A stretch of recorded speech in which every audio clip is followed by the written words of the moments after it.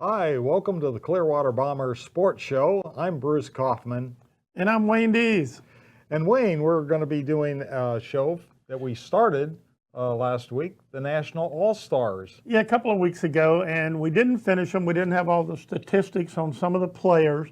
So we're going to finish that show tonight and give them the credit they deserve. Good. Well, these are some of the Bomber players that were very, very good, and they do deserve the credit. And we're talking about the All-Stars between the 1949 and the 1969 period. All-Stars, how were they picked? Correct. Well, they were picked basically off of the national tournament team. Okay. The first team, all-world, pretty much was on the team. And then they had a few alternates to fill in positions. Right. And, to back people up in case people got hurt or whatever. But it was basically the national tournament winner, the world tournament winner, national tournament winner. And so basically they were picked by the coaches that were there, obviously, at all the different games and watched various different players on various different teams as they progressed through the brackets at the national or the world tournament, as it was called at that time. Right, and it was quite an honor to be picked for that. Out of they used to have around 30 or 40 teams, and then they got down to 26 in my era of playing for the Bombers in the 70s. But out of 26, 30 teams in the country, to be picked as one of the best players, to me, that's quite an honor. Well, yeah, and the guys would get a lot of notoriety back home. Where, the local fans would be aware of the fact that they had been picked as an all-star at the National World Tournament. And they would, and that team, that national tournament team, would go around and play the better teams in the country, like your Aurora, Illinois, Stratford, Connecticut Cardinals, the Clearwater Bombers. Right. And, and this was a way of promoting softball, the fast pitch version of softball amongst the men that were playing the game, and giving people a chance to play against the all-star team, drew a crowd, and generally would create a little bit of revenue for the local fan base so that they could support their team for the next year. Exactly, and Jack Russell Stadium was usually pretty well filled when they played an all-star game at Jack Russell. And back then, a dollar went a lot farther than it goes today. And so, a small ticket price, generally the family could afford to show up with mom and dad and all the kids. And it was a fun community event. Everybody caught up on the local gossip and got a chance to celebrate and have fun.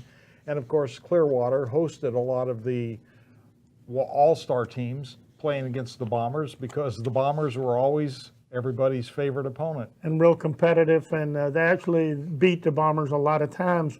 We actually have a game that we got from ABC Sports. We want to thank them. Oh, yes. Of the 1961 All-Star Game, and we will hopefully be showing that at an event in the near future. Yeah, we have been talking about that and trying to find the right venue to host everybody, the Bomber fans, and show that game. I remember, like I said, I was growing up in Greenville, Illinois, a little town outside of St. Louis, and I remember seeing that game on TV and just thoroughly enjoyed it. And of course, being a Clearwater fan for vacation purposes, I always was happy when I saw the Clearwater Bombers winning.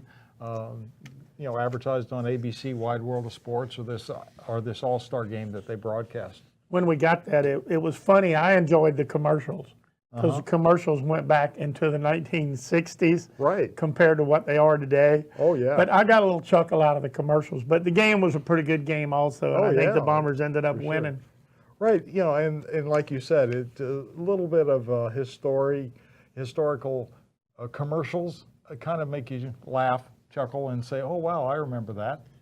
It's a lot of fun, too. So based on the World Tournament results, they picked All-Stars, and many times the All-Stars came from the Bomber team. A lot of Bombers. If the Bombers ended up going through and ending first or second, there was usually quite a few Bombers picked. Right. And so we've got some pictures of some of the ball players, and I think we could start rolling picture number one. Bob Kuykendall, he was a catcher. And he caught some of our best pitchers. He had a laser arm, He would great at picking people off of first base, from what I understand. Right.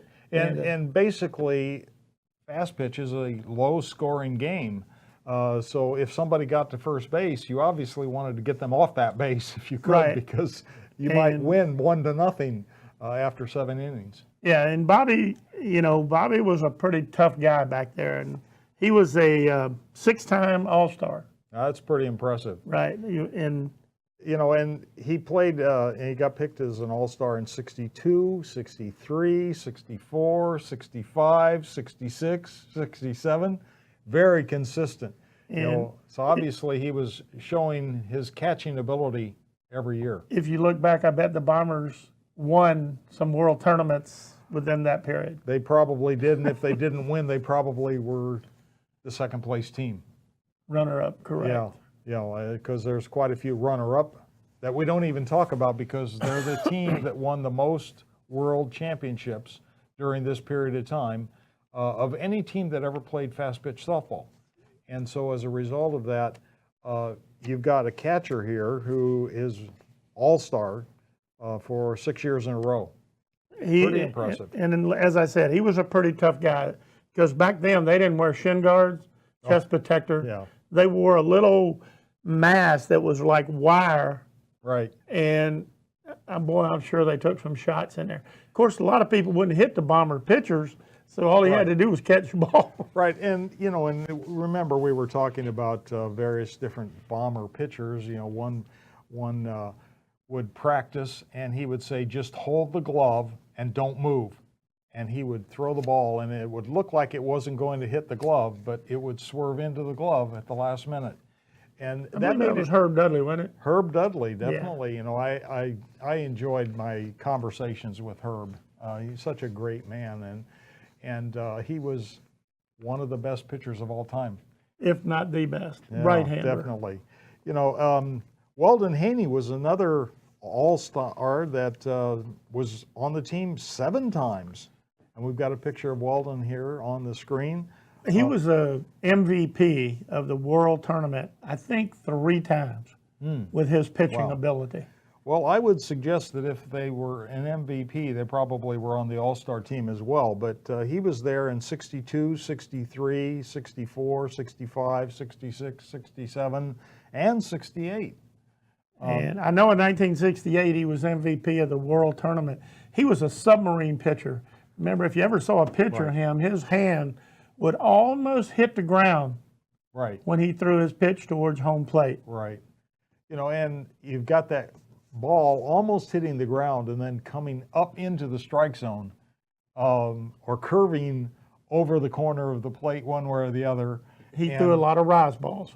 It's kind of, if you take a look at Bob Kuykendall and then Weldon Haney, they were on the All-Star team the same period of time, 62 through 67, 68. Good battery mates. So there you go. Weldon's pitching into Bob Kuykendall, and if anybody ever got on base, Bob was picking him off at first base with a surprise throw to the first baseman. They had to be aware of that. Yeah, for sure. They did. For sure. He was a good hitter, too. Weldon was a very good hitter. In fact, I've heard stories of when they went to the World Tournament, Weldon would play center field to get his bat in the lineup. Right. Even if he wasn't pitching, he was there in the lineup to make sure that they had his bat. I know I have a couple of archive pictures of either the Southern Regionals or the World Tournament, and he's ended up on third base hitting triples. So he was an excellent hitter. And he could also play defense. He could. So, and you think about it, you've got a pitcher out in center field, and the balls come to him, and he's capable of hitting the catcher. He's probably got a good arm to throw somebody out. You know what, I wonder if there was a base hit to center field, and he fielded the ball. I wonder if he threw it underhand, with that slingshot motion, like he did when he pitched. We need to check that out. That's a good thought. It might, if he could throw it underhand and get it to the second baseman. I bet he did. He probably did. I bet he did. I mean, the whole idea is to get it to the glove of the baseman as accurately as possible. And so that's very interesting. The next picture that we have is Bill Parker. He was also a 6-time All-Star. And guess what? It was the same time period. And you think about Bill, you think about within that period, the Bombers, I know, won 3 world tournaments. Right, right. So these guys were excellent ball players. And you've heard on some of the interviews, and you'll hear on the interviews that people played with good ball players. These are the guys we're talking about. Right, right. But Parker was also the last manager to take a team to Seattle, Washington in 1973 and won the 10th world tournament that the Bombers won, the last one that they've actually won in quite a few years. Right. So during 1962 and then 64, 65, 66, 67, and 68, he was on the All-Star team. Right, and I played under him. He managed one year when I played. He was a no-nonsense manager. He didn't like horsing around or joking in the dugout. You know, he wanted to play the game, and he also could read pitchers. And as a hitter, he would give you a signal, a verbal signal, whether it was a rise ball or a drop ball. Wow. So as a good hitter, he hit 400? At times, he was batting 400 through the season. So obviously he was doing his homework and reading the pitchers for himself, not just for the other players on the team. Yeah, he was just a good athlete. So we're going to take a short break, and we'll be right back.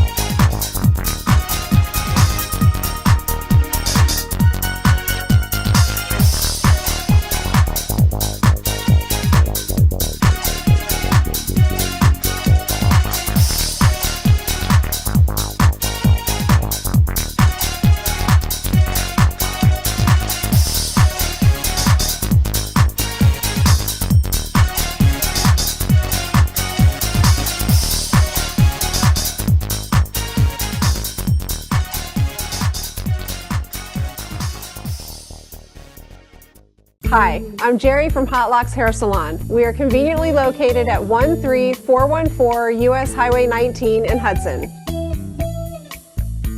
I've been a local hairstylist in our community for the last 34 years, 7 of which I was an educator. Our passion is the artistry of hair, and Hot Locks is here to help you achieve your perfect image. You can call us at 727-514-9978.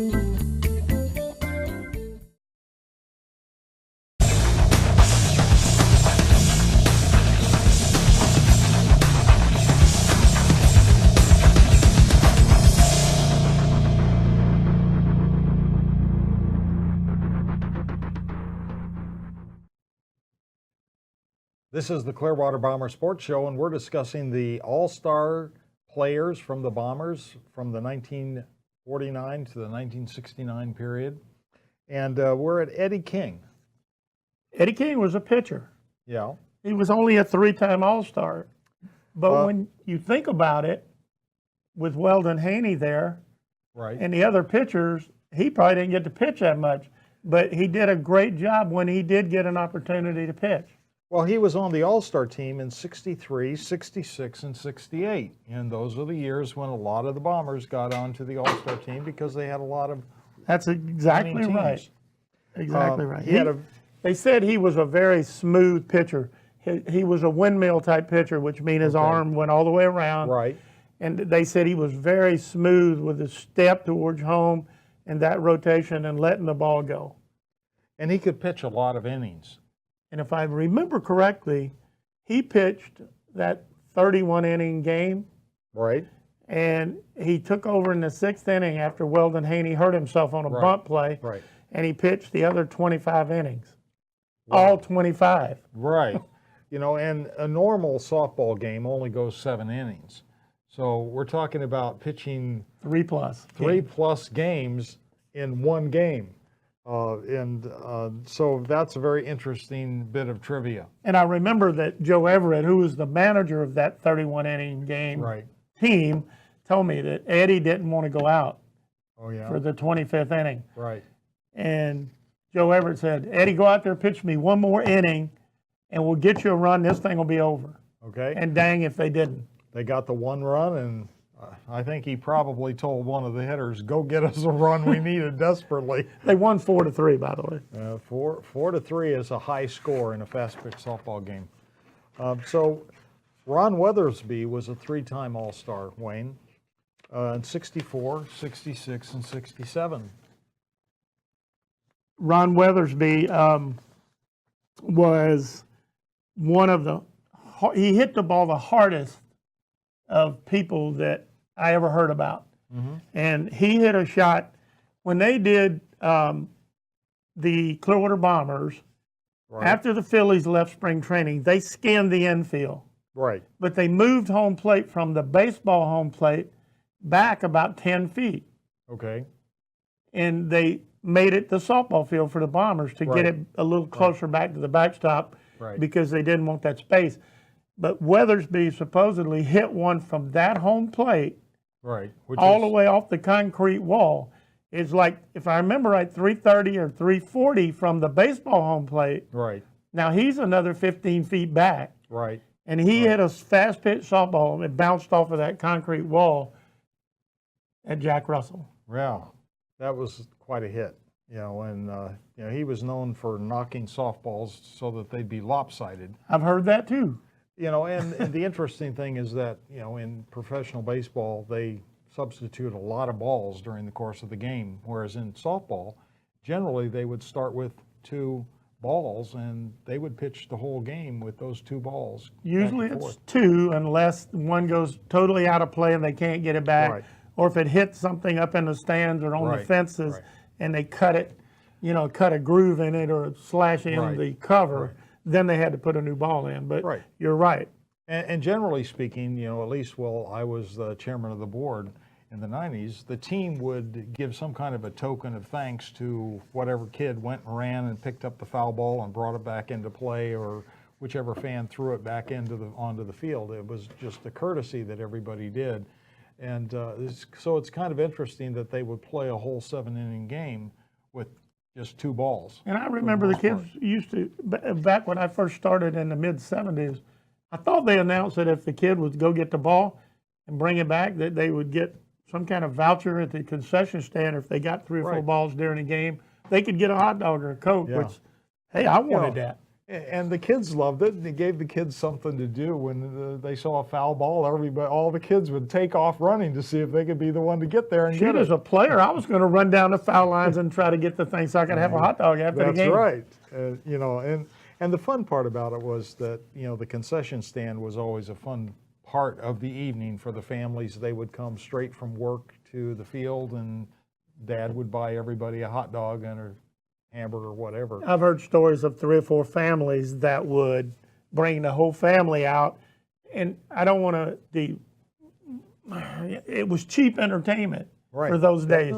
You could bring the whole family out. They could watch 2 ball games, Right. have something to eat, and it was really great. Right, definitely, So the next one we've got is Ken Overcash, and he was a one-time All-Star, and now we're going kind of back into the He's a catcher.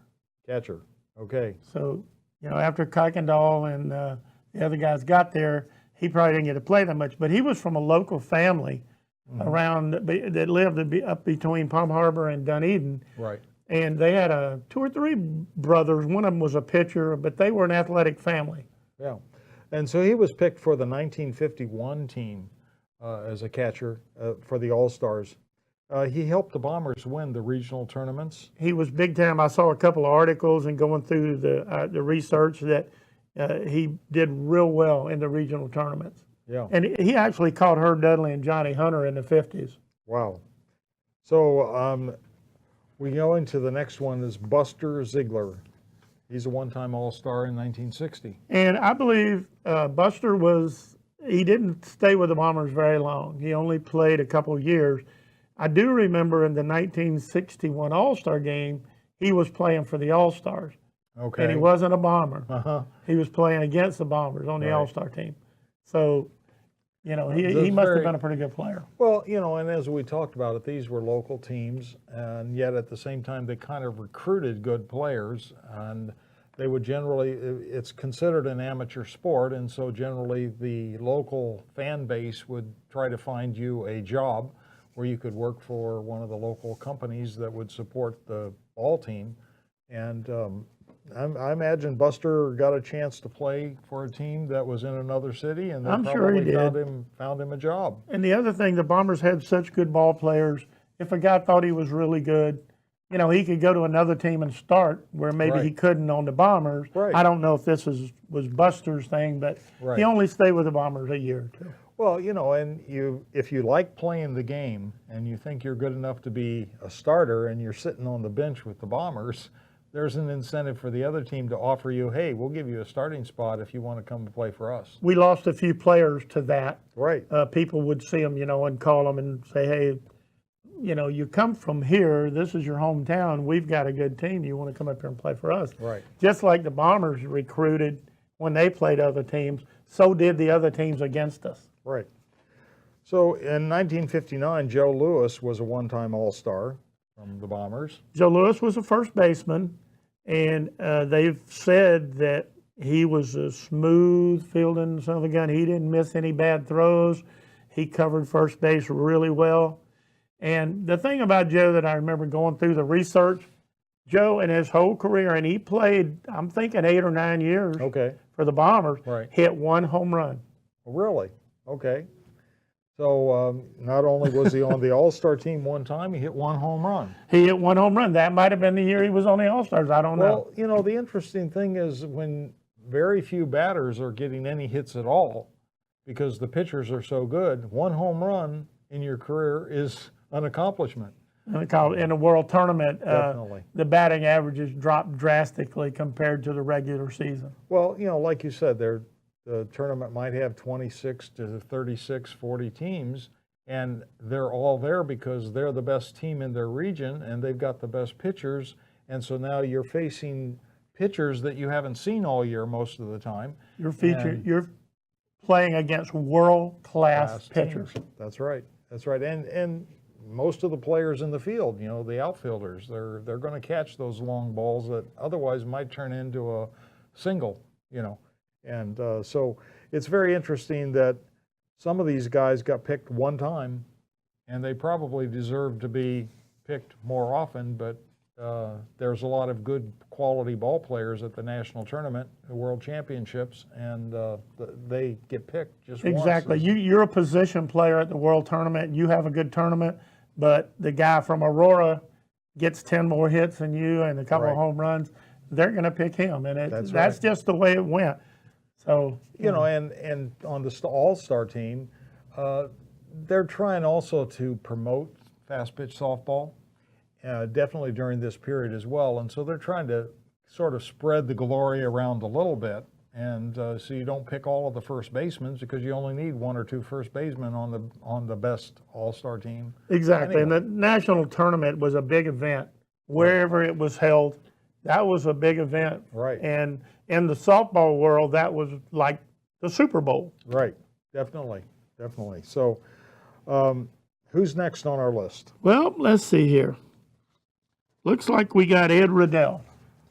Ed was a catcher Okay. and probably came in there after Canover Cash in the late 50s and early 60s. He was a pretty good guy. And he was, what years did he make it? Was he a 1956 and 1960. So there was a period of time where he was playing and a spread in between the 2 years. But he helped the Bombers with his bat on occasion. Yes, he did. He would hit the long ball. And as we've spoken, catching is a very tough place to be. Right. Well, we're going to take a short break and we'll be right back. Thank you for watching the Clearwater Bombers Sports Show.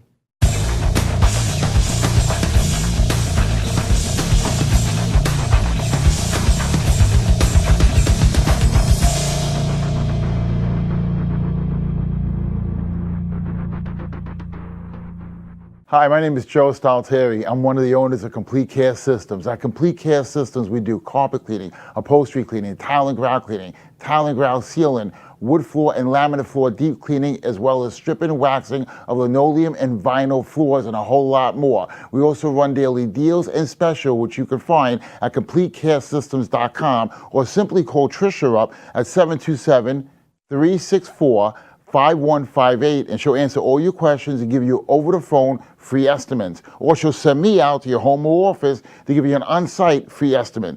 At Complete Care Systems, we don't cut corners, we clean them.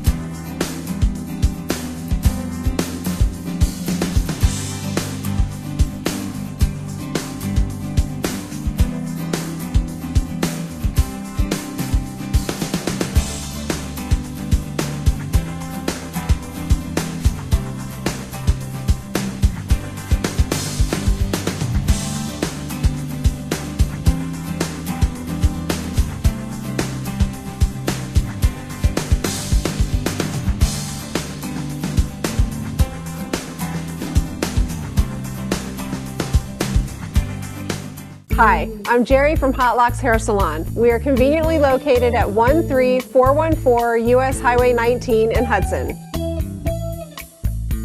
I've been a local hairstylist in our community for the last 34 years, 7 of which I was an educator. Our passion is the artistry of hair, and Hot Locks is here to help you achieve your perfect image. You can call us at 727-514-9978.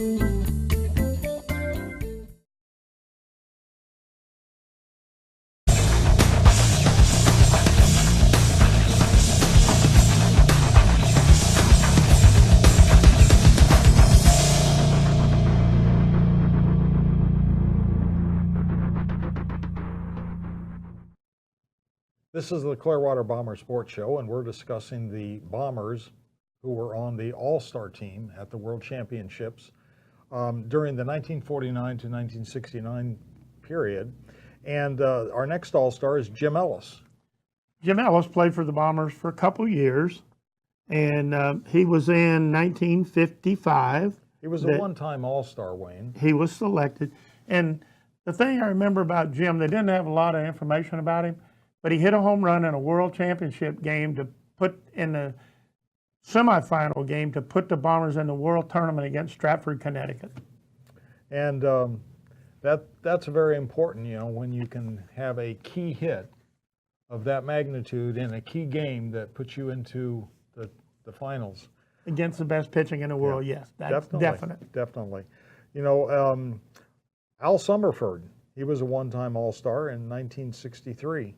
Well, Al Summerford was a local boy from Largo High School, and he was a one-time All-Star. He was known as the Maury Wills of softball. Yeah. which meant he was really fast. And at that point in time, that was extremely an honor to be called that. It definitely was, because Maury Wills was a big base stealer in professional baseball. Right. So there was a story about the flying toad. I think we talked about it a little bit, but We did, and back in the day, when Al played in the '60s, they didn't curse much on the Bomber team. And he came in, I guess he said a curse word, and somebody said, "Hey Al, Right. cool it." And it somebody, was probably Herb Dudley. we could have been, and somebody said, "Hey, just say flying toad." Okay. That gone flying toad. Right. So that stuck with him, and he became known as the flying toad. And I think I remember we showed a newspaper article and picture that called him the flying toad. We did, yes. So that was kind of interesting. John Tasker was a one-time All-Star as well. John Tasker was a player in the '60s, a pretty rough guy, and I think he was around a couple years, 1 or 2 years, with the 1960 team.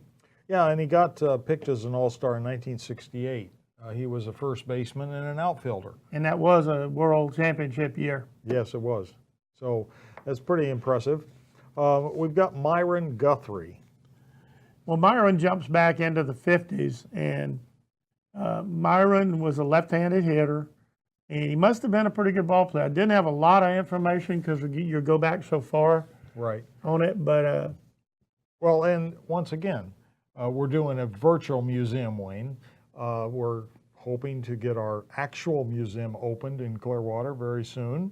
And the Clearwater Sun covered a lot of these games in the early years of the Bomber history, and we have all of their newspaper archives at the Clearwater Public Library. So we're doing some research, and we could always use the help of our local fans who would be willing to go to the library and kind of research the newspapers for us and bring us articles back that gives us more information about our various different players. and a lot of people have scrapbooks. Oh yeah, I definitely. just heard of a lady that has 100 softballs signed by the Bombers, and we're trying to get in touch with her. Okay.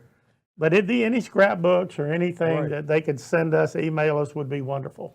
Well, and the other thing is you don't necessarily have to give it up if you just want to loan it to us so that we can copy everything that's in it, gather the information, and then know what we're going to look for at the library. We could go get other copies of the articles or the pictures or whatever. With the technology today, scanners and the digital photos, right. you can take a picture of it with your phone and send it to me. That's right. That's right. So Myron Guthrie was picked for the All-Star team in 1949. And that was the year the Bombers came in second at the World Tournament. And like I said, we won more times than any other team in the history of fast pitch softball, but we also probably came in second more times than any other team in the history of softball. We need to check on that. I think it was little something detail. like, if you over the 10-year or 15-year period, 60% of the time we were either world champs or second. Yeah. So as I said in the 90s, the Clearwater Bombers are the world's favorite fast pitch softball team. You either were a fan of the Bombers or you were a fan because they were an opponent and you wanted to beat them. Well, I think Mitch Harder said it best in one of his interviews we had on here as a Guess Who. You either hated the Bombers or you loved the Bombers. That's right. And the teams coming in didn't like us very much. And we didn't like them when we traveled back Right. to play them in their cities and states. But they wanted to play us, and we were happy to play anybody that would come at us. So then we've got Harry Hancock, one-time All-Star in 1950. Harry Hancock, 1950 was the first year the Bombers ever won the World Tournament. Right. He was a catcher, and they called him Jughead, and I wanted to Right. talk to somebody why they called him Jughead, but I didn't get a chance to talk to anybody this week. But I believe it was because of his hat size, but we'll have that story for you in an upcoming. Okay. And of course, Jughead is one of the famous comic characters from one of the cartoons, and sometimes people would kind of associate people with other, positions. But Robbie Crouch, we don't have a picture of him, but he was a one-time All-Star. Robbie Crouch, I have not been able to find anything in any newspaper articles or any team photos even of Robbie Crouch. So if anybody has a picture of Robbie Crouch out there, even if you could head us in the direction of, say, a Their local family? high school yearbook or a family photo, feel free to help us out. We're looking for his photo. Then we've got Joe Everett. Joe is a great guy. Joe Everett was originally down from the Miami area. We picked him up as a pickup player. Back in the day, you could pick up one player out of your regional to join the team and take them to the World Tournament. Okay. Joe was picked up. He did so well that they asked him, Joe, would you like to continue playing with the Bombers? He continued playing with the Bombers for years. And he also, as a manager, won 2 World Tournaments, back to back. Yeah, 1962 and 63. Correct. He was picked for the All-Star team in 1953, so that was 10 years before he managed the Bombers to 2 championships back to back.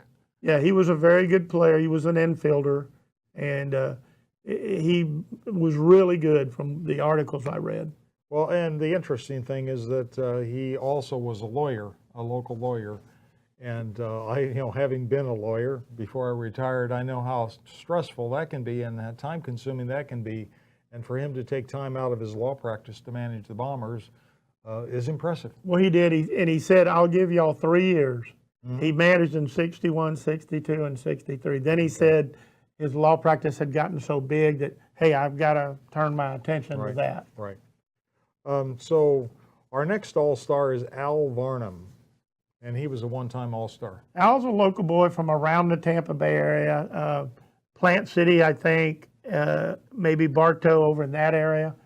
And he played against the Bombers.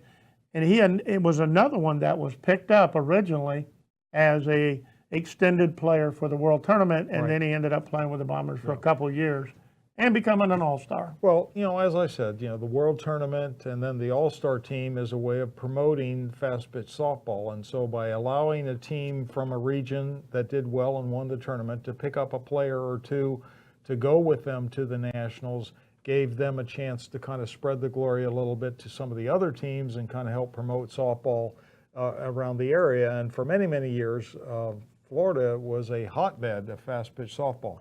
It was, and many times these players that they picked up ended up playing for the Bombers because they saw how good it was to be on a winner. So we're looking at the All-Star teams from 1949 to 1969, and these were Clearwater Bombers who went with the team to the World Tournament and performed well enough that the coaches and the leaders of the ASA picked them to be on a special team. It was, and Al was a catcher. And you notice quite a few of these All-Stars were catchers. And so the Bombers seem to have a very good track record of picking players that were were catchers. Yeah, they were. And when I was in high school, I played catcher for a short period of time. I liked that position. And when I played slow pitch softball, I liked catcher. Because you could see the whole field and you could see all the activity was going on. And, if you've got a loud mouth like I have, you can usually yell at the other players and give them directions on what they need to do because you can see what's going on. But me and you would have fit fine then because you can have catching. Yeah. I didn't like being a catcher. It got pretty dangerous at times. You gotta know your pitchers well enough to know where that ball's going because sometimes that ball didn't look like it was going where it was supposed to go. And you had to be confident and leave your glove there because, as we've said before, the mound is closer in fast-pitch softball than it is in baseball. Yes, about 15 feet. Yeah. So we're going to take a short break, and we'll be right back. Thank you for watching the Clearwater Bombers Sports Show.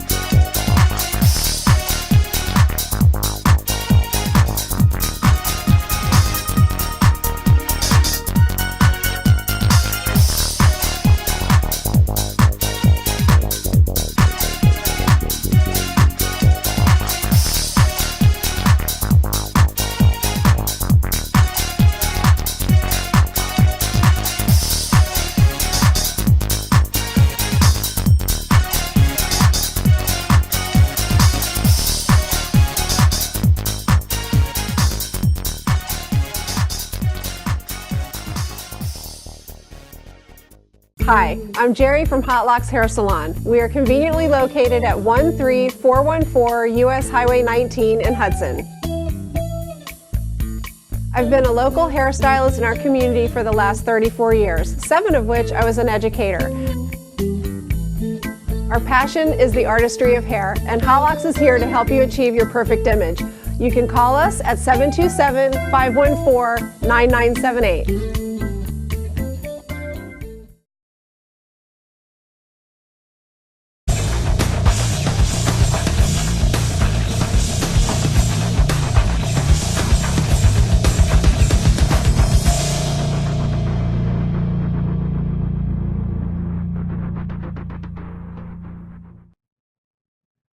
This is the Clearwater Bomber Sports Show, and we've come to one of my favorite sections of the show, Wayne.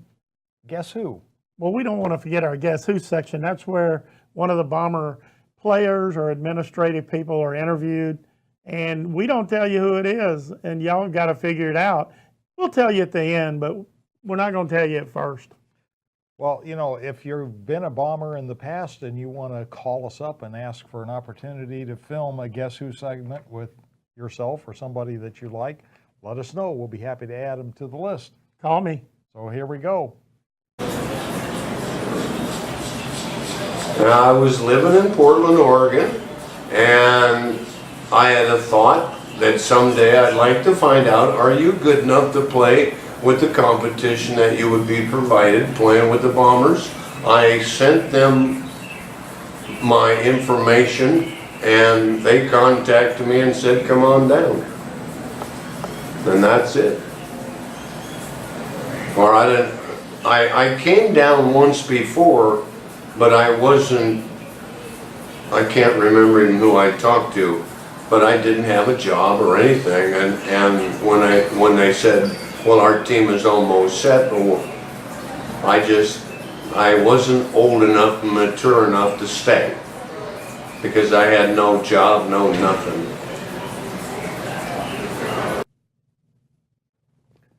Okay, Wayne, so... Let me ask you, Bruce, who was it? That'll be tough for you. That's a tough one for me. Yeah, Farrell Forbes. Okay.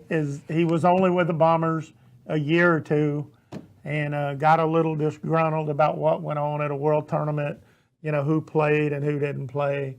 And he left the Bombers, I think, after a year or two. Well, you know, the interesting thing is after you get a little bit of time under your belt, you kind of realize that, you know, hey, even if you were there for a short period of time, you're a Bomber. You are a Bomber. And I talked to a couple of people, and Farrell played center field, and they said he was a very good center fielder. And I think he even hit pretty good also. Yeah.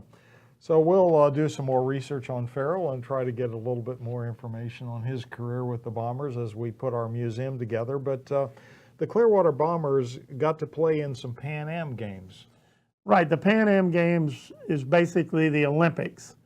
And what happened was when they put the they had a sports festival out in Colorado. They built a big place out in Colorado for swimmers, track people, tennis, everything that goes into the Olympics. And one of them was softball. Right. And they used to have a sports festival out there, and they would invite players to try out for the national fast pitch softball team. Okay. And the Bombers, of course, this goes back to Weldon Haney. Okay. I believe Quite a we've ways got an back. article in the paper showing Weldon Haney, and it actually says that he would have been in the 1973 or the 76 Olympics in Munich, Germany, Oh, yeah. but they canceled the softball for some That's a reason. shame. Yeah. So Weldon lost his opportunity. There he is right there. And as it says, at the time, he was one of the best pitchers in the country. Right. And they would usually have 4 teams. Is that the way it would work? At first, it was a tryout situation. They would invite certain players to go out and try out. Then, after a couple of years, somebody got the great idea to get the best team in the country, North, East, South, and West. Okay. And they would invite those teams out, Right. and they actually played a round-robin tournament. Okay. And when I played in '78, we were invited to go out there. Of course, I couldn't go. I was an ex-professional. Me and Leon Wood Right. had been pro baseball players, so we were not allowed to go. Oh, But the team went out and played a round robin. And I was talking to Buck Delatorre the other day, and he told me, he goes, well, dang, we were out there, we beat Ty Stofflet. okay. And if you remember us talking about Ty Yeah, Stofflet, he was definitely. one of the best pitchers from Reading, Pennsylvania, Right, and York Barbell that won, I don't know, 4 or 5 national right, championships. right.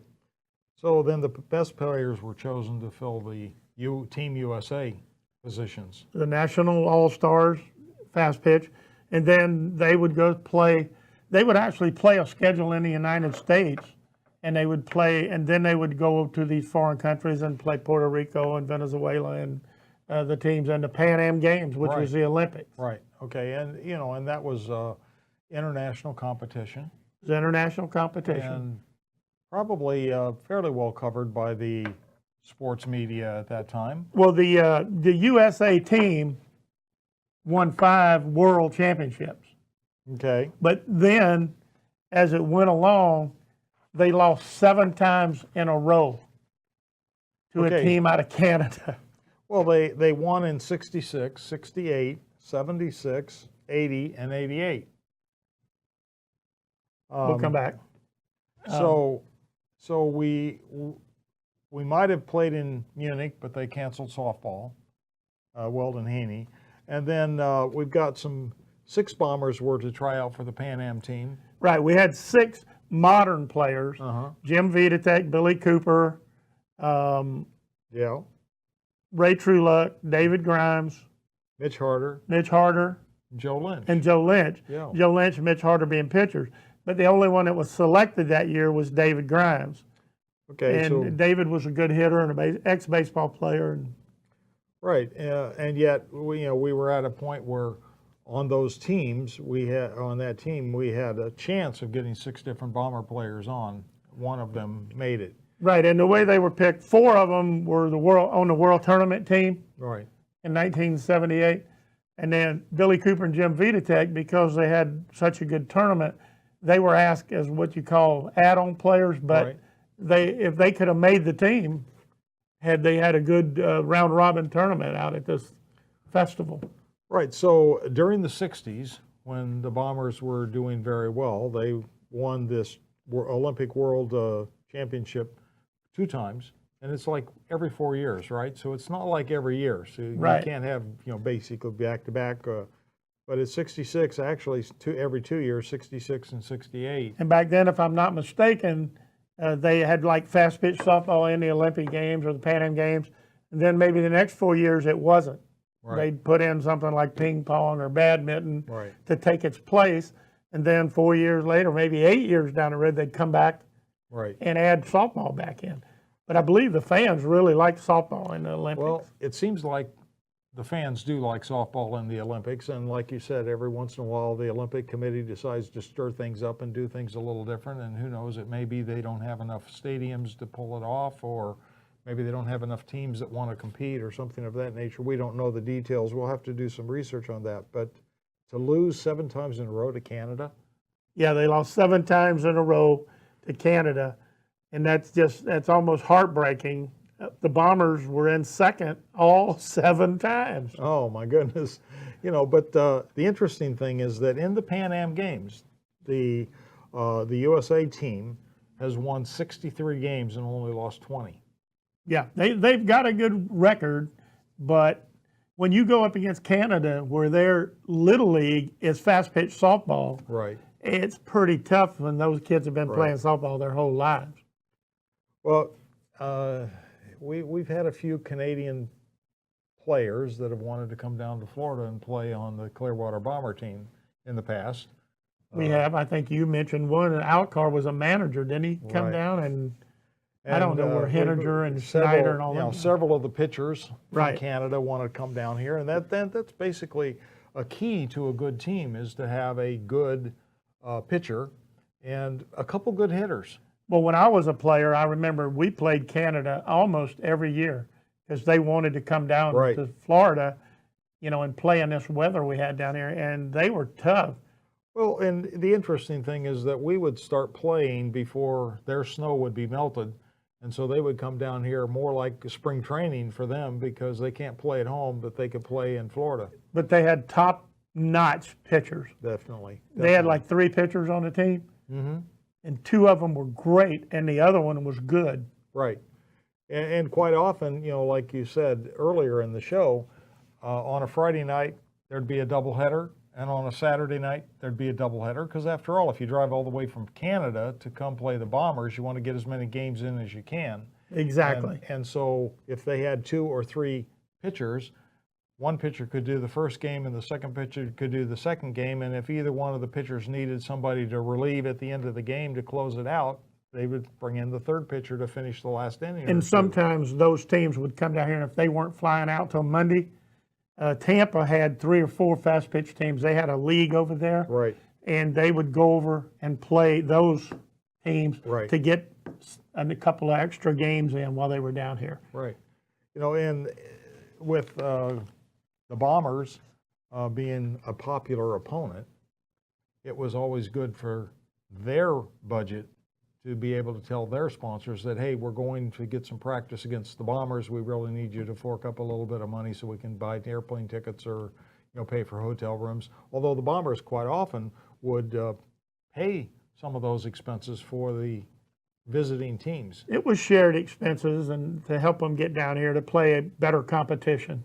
Because it helped the Bombers. If we had better competition, we would learn how to play better against those teams. And if we were going to face them in the World Championships later on in the year, let's take a look at their pitchers and their hitters before we get to see them in true competition. Exactly. And some teams like Aurora, it would be home and home.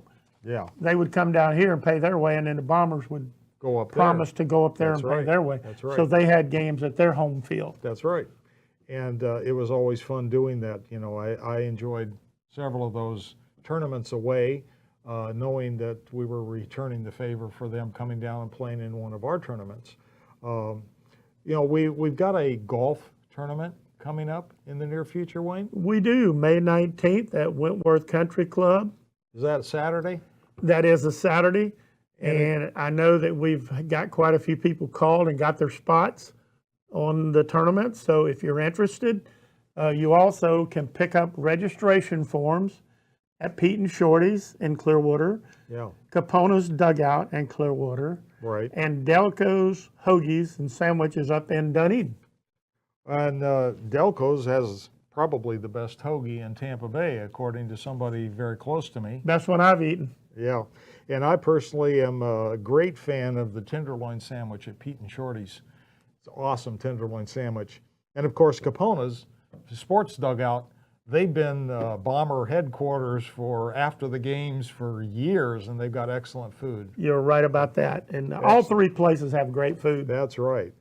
But anyway, the tournament is filling up fast, and we want to make sure that we fill out the field and raise as much money as possible for our Clearwater Bomber Museum. Right. Get your registration in. You know, you can get information on the phone numbers previously on the screen, or you can go to our website. There are the phone numbers. You can call any of those and get set up. Yeah, and we're looking for members for our Clearwater Bomber Fan Club. It's $25 for a person, $50 for a couple or a family, and $100 to be a corporate sponsor. All right. That keeps you up to date on what's going on with the Bombers. Yeah, and we're going to have a Bomber Blast shortly and catch you up to date on some of the progress on the museum. We hope to. Yeah. So this is Bruce Kaufman. I'm Wayne Dees. Have a good week. And this is the Clearwater Bomber Sports Show. Thank you for watching.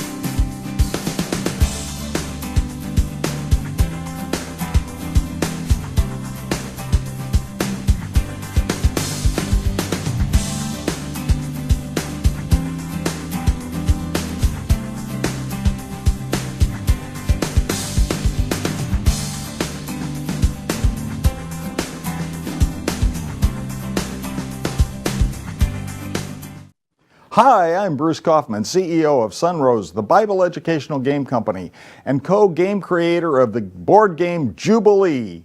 Jubilee is a fun 6-directional spelling crossword game about Bible information. Each Jubilee card asks you to spell something from the Bible on the Space Age crossword board.